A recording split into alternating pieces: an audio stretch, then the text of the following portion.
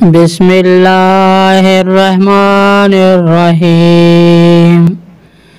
دعائے وسعت رزق اردو ترجمہ۔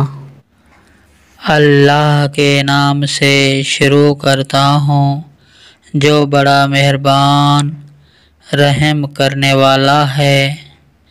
یا اللہ یا اللہ یا اللہ، اے میرے پالنے والے، اے وہ ذات کے جو ہمیشہ زندہ اور قائم و دائم ہے، اے صاحب عظمت و جلالت، میں تیرے عظیم اسم اعظم کے واسطے سے تجھ سے سوال کرتا ہوں کہ مجھ کو رحمت سے ایسا وسیع رزق عطا فرما جو حلال اور پاک و پاکیزہ ہو۔